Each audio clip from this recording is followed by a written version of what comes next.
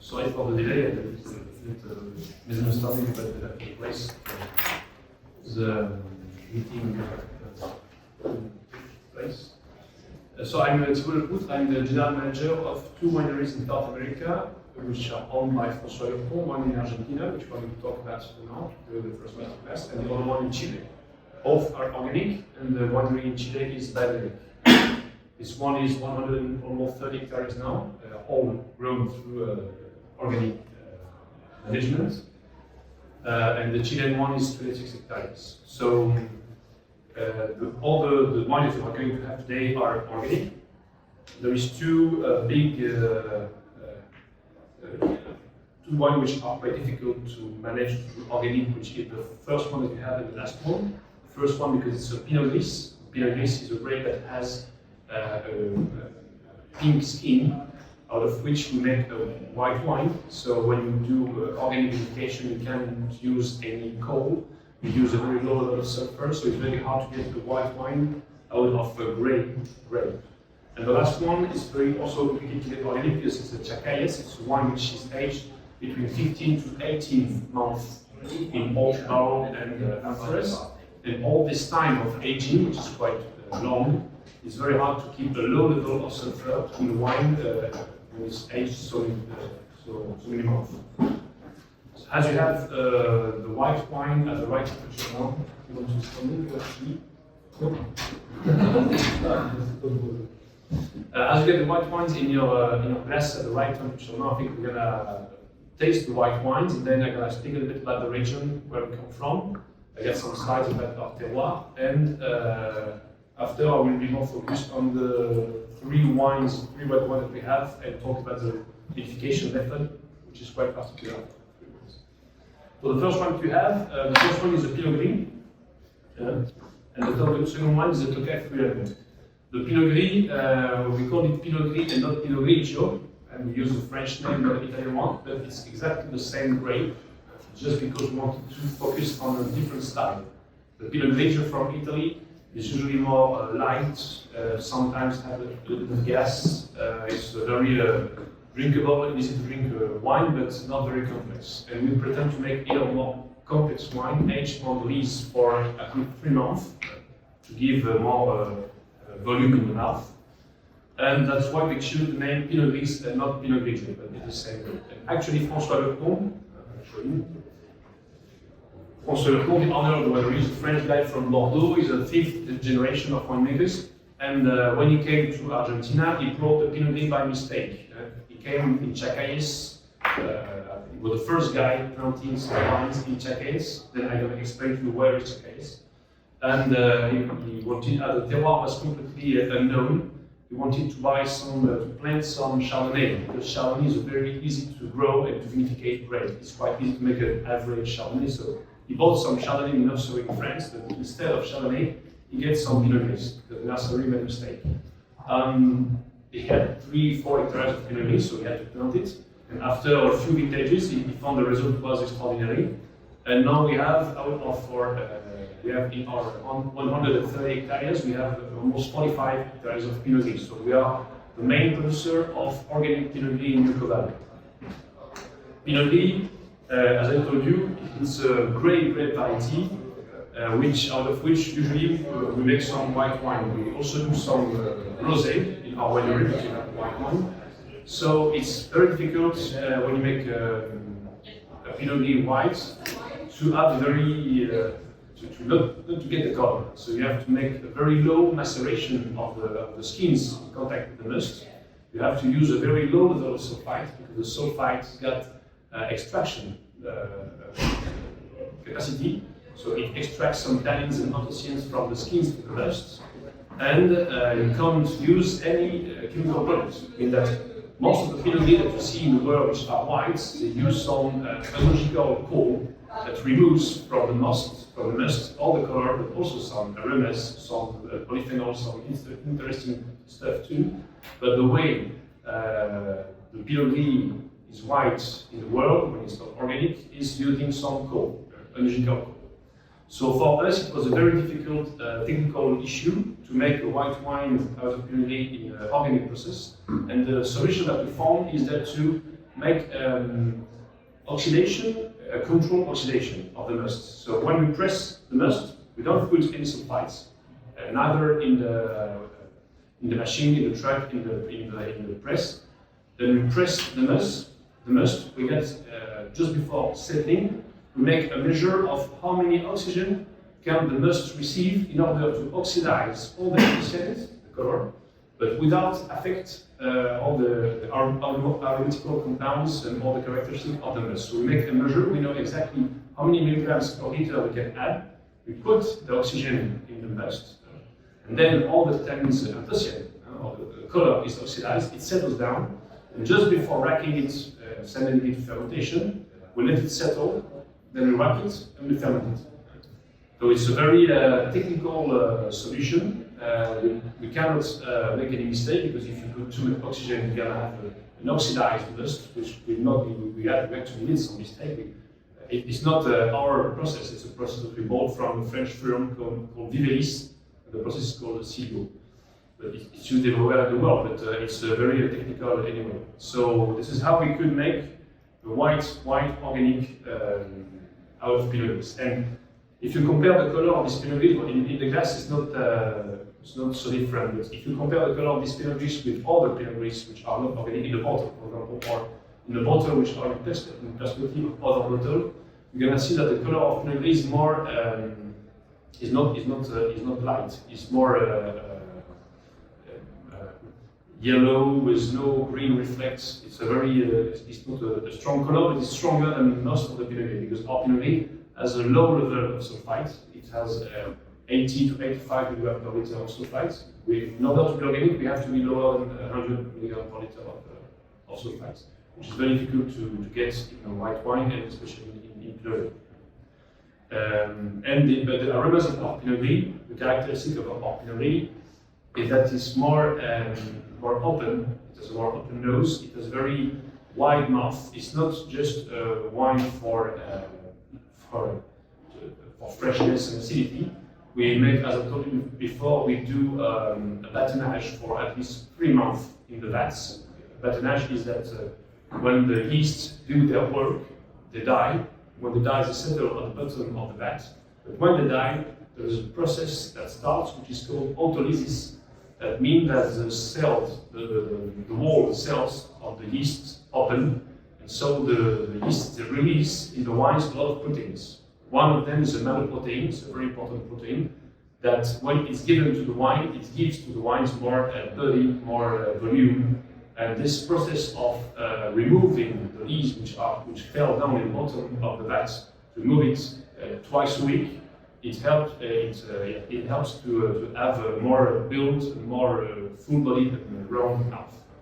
That's why it's not a narrow wine; it's a wider wine that can be used when you have Pinot. And the second wine, then we are terroir. The second wine is Tokai Friulano. Tokai Friulano.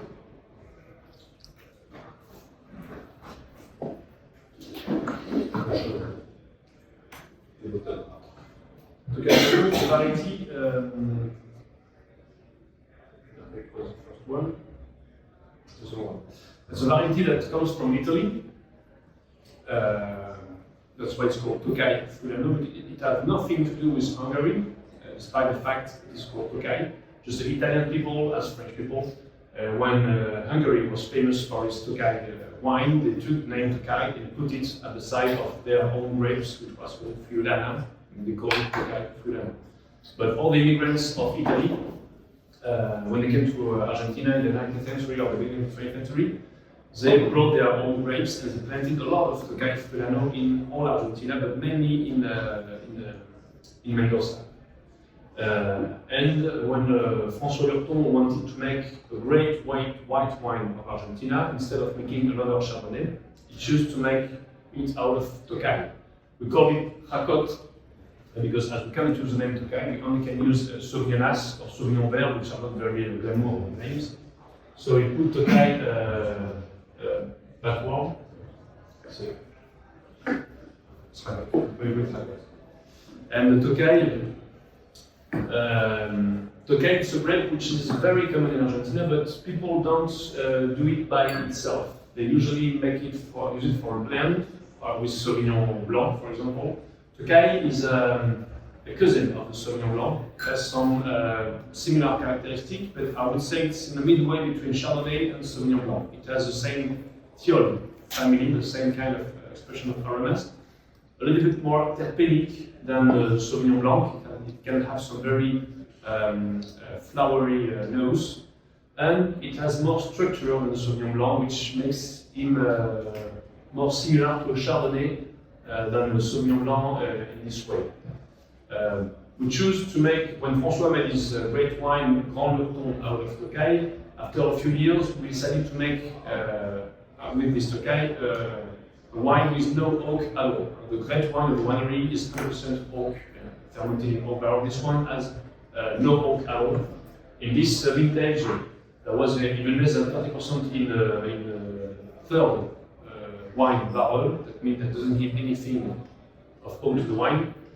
But the aim of this wine was to show this grape, which is not famous outside Italy, by itself, with no intervention of the oak in the characteristic.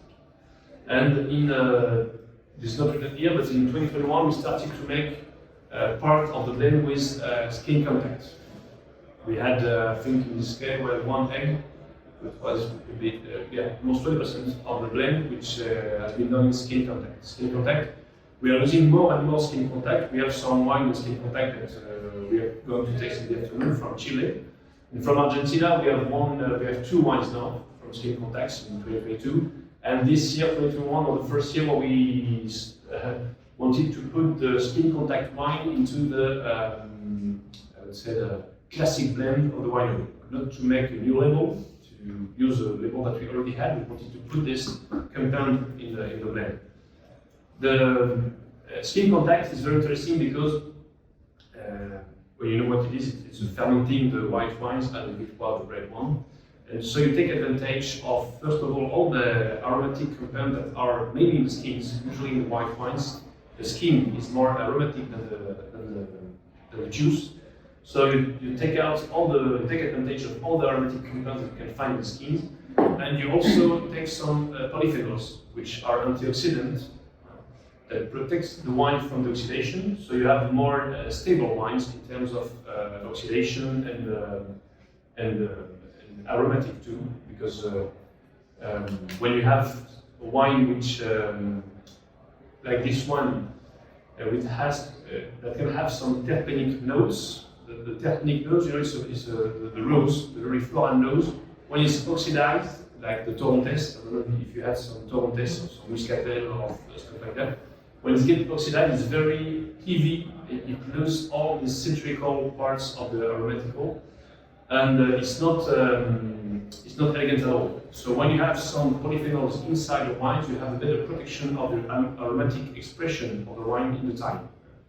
Common Torrontés, which is vinified in a classical way, pressing and fermenting without any skins. After 1 year and a half, it's usually very tired. It gets a very different nose. When you make Torrontés with the skins, it can, we did for 3 years now.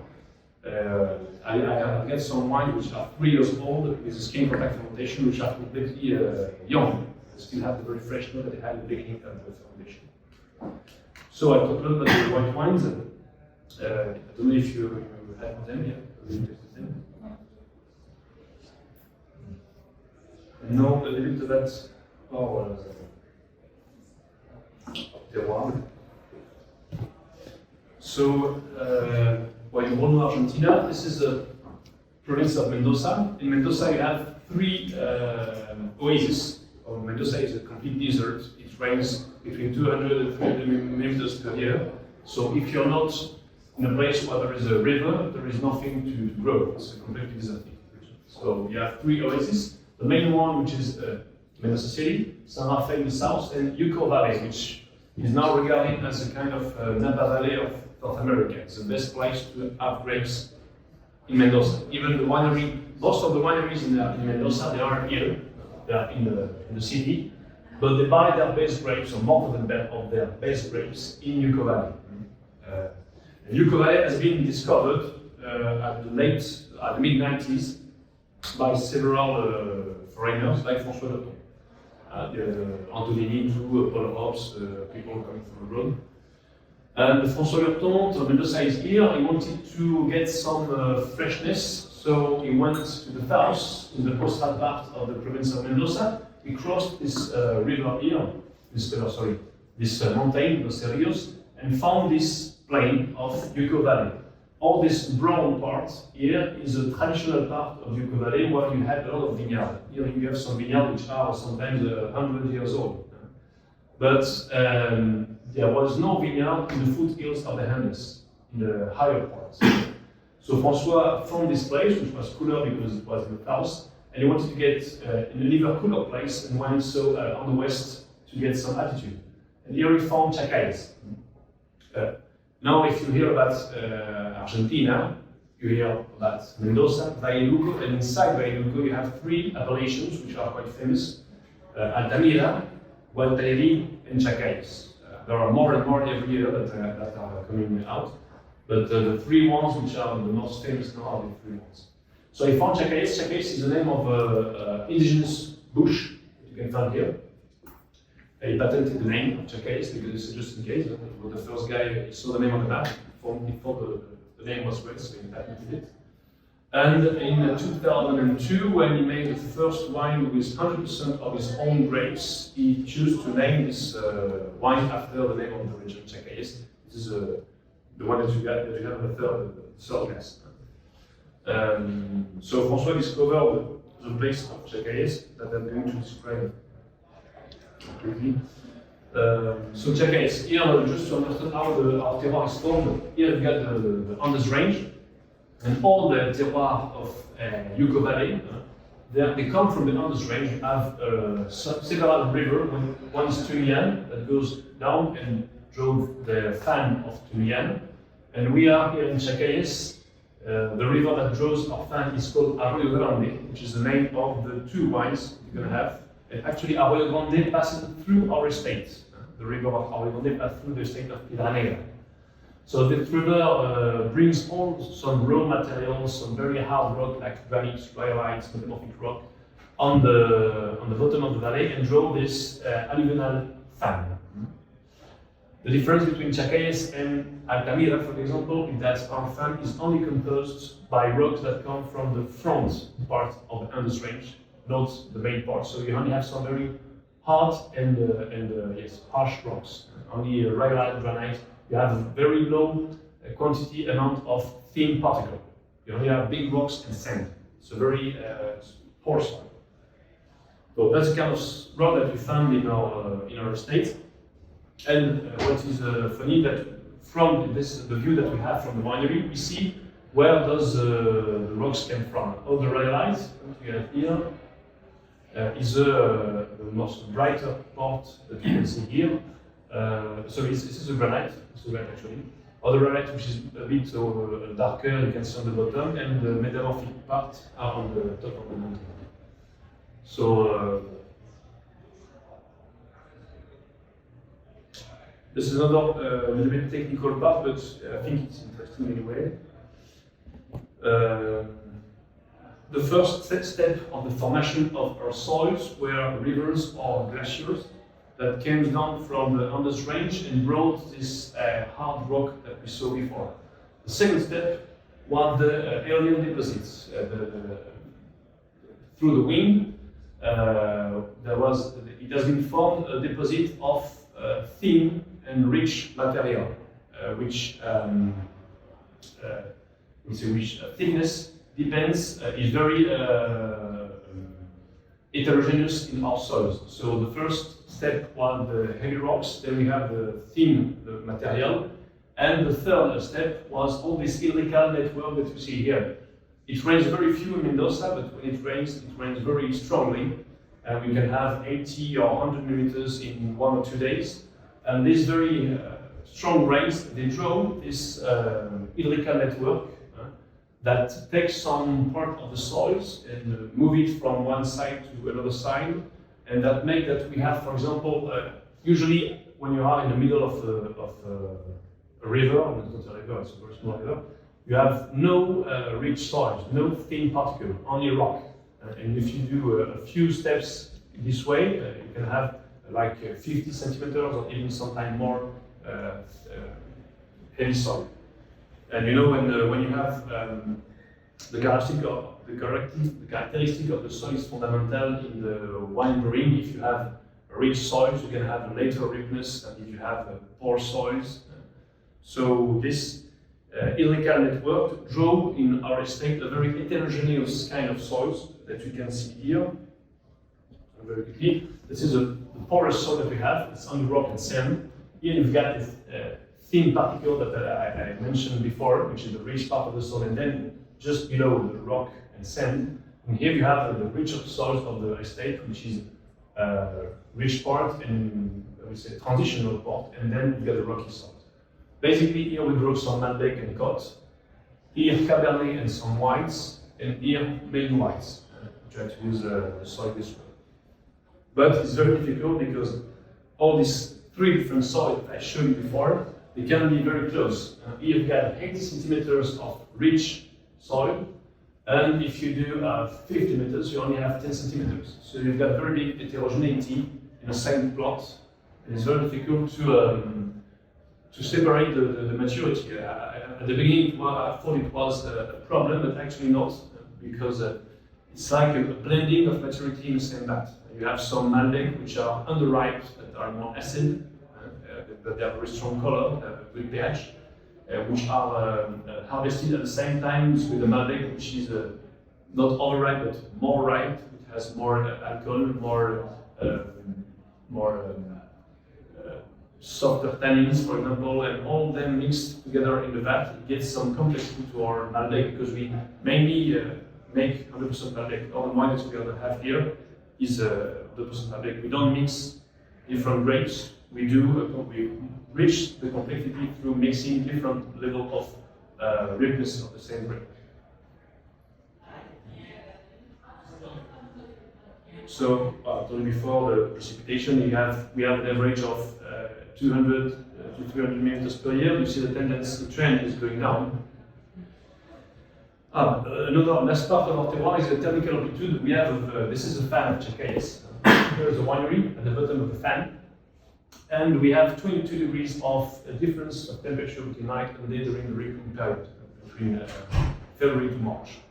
This is huge. It's much more than the people who have some estates higher, because all the cool air goes down, and so that's why we have some very cool nights, and during the day the temperature is higher than they raise in the top of the fan. So 22 degrees of the difference of amplified temperature, the temperature is very, it's quite unique. This is another component of another characteristic of our terroir. Well, this is the last point, technical point I can mention here, because it's interesting to understand the wine that we're going to have it. We have two wines here, two grapes, Malbec and Jackot. The Malbec is a French Malbec, which has been brought to Argentina in the 19th century. After the Malbec has been brought to Argentina, we had the phylloxera crisis that killed all the European vineyards in less than 1 century, in 70 years. But the Malbec from Argentina has been completely preserved from the phylloxera. So the French people, at the beginning of the 20th century, they started to make a selection to replant their vineyard. A selection of Malbec out of making a selection out of the plants that survived the phylloxera.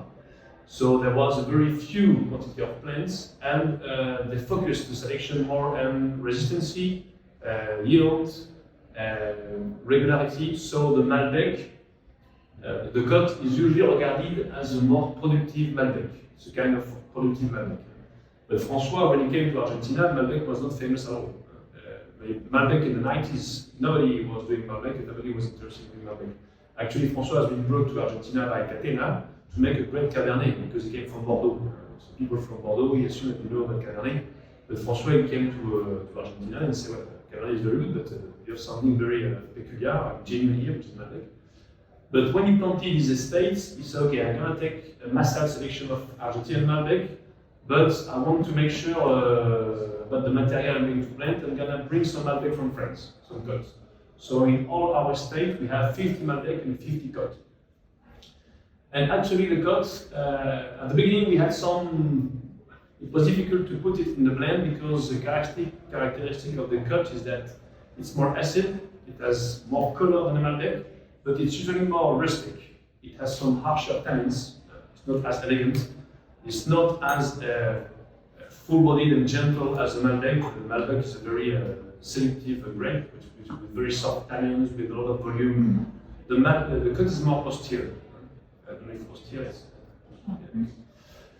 And at the beginning we had some difficulties to put it in the blend. We put it 5, 10, 15% lower than that because it gives some punch, some acidity, some freshness, but at the same time it made the wine more austere.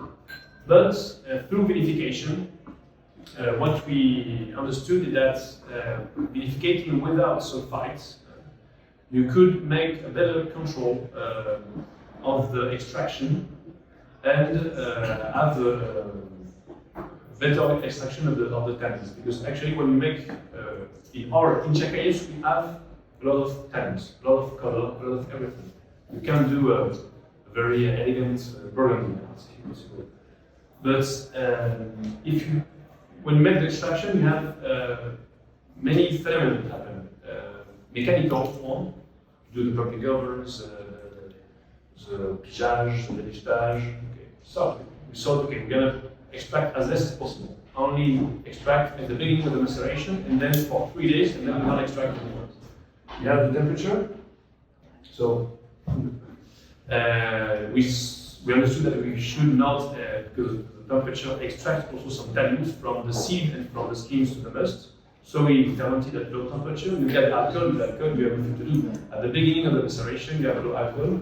So that's why we concentrated on the extraction at the beginning of the maceration. But at the end, you always have 14% of alcohol, and the alcohol is an extractive compound. But you have the sulfite. And so the chemical extraction of the tannins is alcohol, temperature, and sulfites.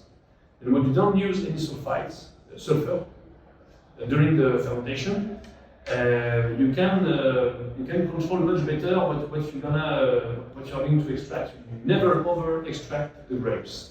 And we put some sulfites in some of our wine, in most of our wine, but only at the end, just after the malolactic fermentation for aging or for bottling. And in some wine, the 2 first ones that we have in, we don't put any grams of sulfites. And working with no sulfite addition during the winemaking process, we put more and more Côte in our wines. Now we have almost 50% of Côte, I think, in the Arroyo, the first one, and 30% in the L'Esprit, and 50-50 in the Chacayes. 50% 50 Côte. And actually, the Côte is a very good response to the climate change because it's more acid. We harvest it almost at the same time of the Malbec. If you control the yield, you can get very good quality, but it always maintains better acidity than the Malbec. So what all the winemakers in Argentina are looking for now is freshness. If you see the style of the wine from Argentina 10 years ago and the wine that we have now, everybody wants to have some more fresh wine. So in that way, the Côte is a very good answer to the climatical change. And that's why we put more and more Côte in our blends. So first Arroyo Grande. Arroyo Grande, well, ici, another way to show you this is the day we harvest the grape. Now we are harvesting almost 1 month earlier than 10 years ago in Argentina. Like everywhere in the world.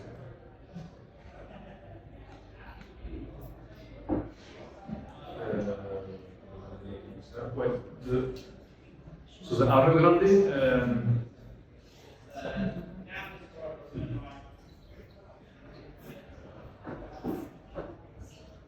comes from young vines, which are planted in the must, in the poorest part of the estate, inside the river.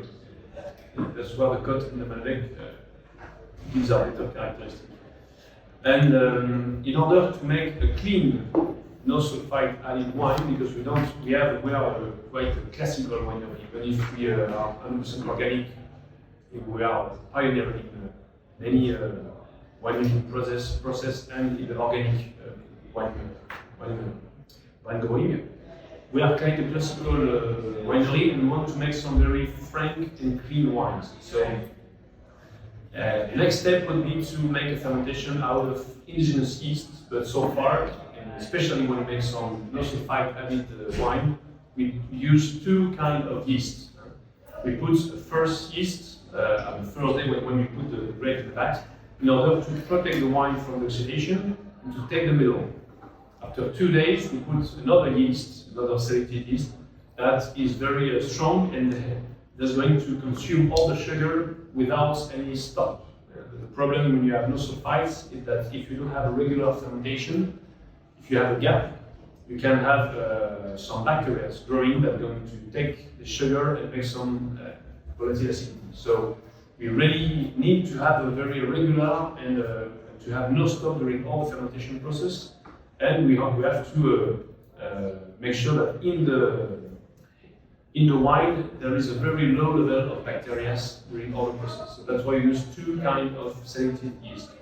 And after that, it's a very classical process. We just we ferment it. We don't do a very long maceration. After the maceration, we just press it, rack it, and follow the malactic fermentation, which is very, I would say, touchy, very difficult to. We have to be very careful with that because when the wine has no sulfite at all, the bacteria can. Well, you have to control every 2 or 3 days. We control the amount of volatile acidity that you have in the wine in order to make sure that the malactic fermentation is going good, it's going well. And after, we just settle it, a very light and loose filtration, and we send it to bottle.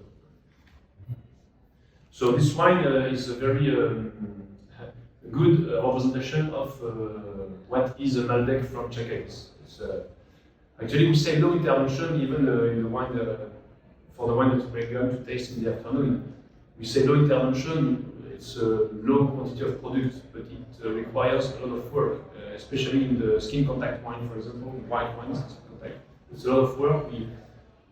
We make a lot of work on the wine without using any product, but for me, the terminology of low intervention is not very good because I think that we do a lot of work on the wine, despite the fact that we don't use any product, we do a lot of work. And in this case, too, we don't use sulfites, but we use two kinds of yeast and we make sure that the fermentation is perfect. The temperature doesn't have to raise or to go down, because if you raise up the temperature, you're going to kill the yeast. If it goes down, you're going to lose some activity of the yeast, and in both cases, you can have some bacteria that can grow in the wine. So it's a very technical wine.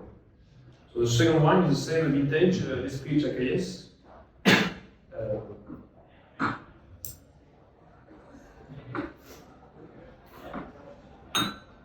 This is another grapes. The grapes of this wine are the same grapes as the best wine of the winery, which is Piedra Negra, after Chacayes.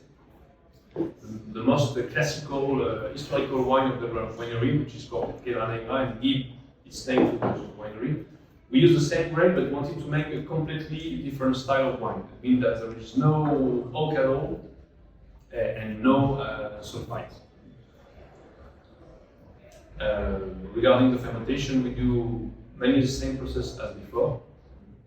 Two kinds of yeast, short maceration, almost no bleeding. We don't do any bleeding anymore. We don't concentrate the grapes, but we get enough concentrated grapes. This Chacayes is a wine that has been born with the creation of the appellation of Chacayes. Chacayes is an appellation since 2017, and in 2016 we wanted to make a wine, which is the spirit of Chacayes, that would show the purest expression of the grapes of Chacayes, making it without oak and without sulfite. All the ones that you have here are all organic. And this one, the Chacayes, which is a great wine of the winery. The first vintage was 2002.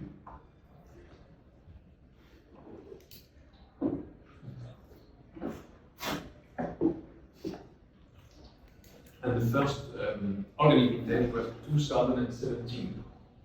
Not because of the vineyard, because the vineyard is organic since 10 years now, but because of the winemaking. So in this one you have some wood, you all saw that. But what we do is we work with the cut and the Malbec separately. For the Malbec, we take advantage of the volume and the selective character of the Malbec, making integral fermentation, integral vinification. That means that we buy some new barrels, we just open it, we take the top off, we put the grapes inside, these steamed grapes without the stems, and then we close back the barrel, we just lay it on the floor and we roll it 5 to 6 times each 24 hours. In that case, we have the fermentation inside the new wood. It helps the wine to have a better integration of the wood, and the wine takes advantage of all the polysaccharide and all the stuff that comes from the wood and gives it more volume and more soft tannins. But also the aromatic expression of the wood here is important. We only buy French wood. We only buy 1 tonnelier, which is good. We tried many tonnelier and finally works with only one. And for the cut, we do another vinification. We don't put any wood on the cut. We do a classical vinification in concrete vats.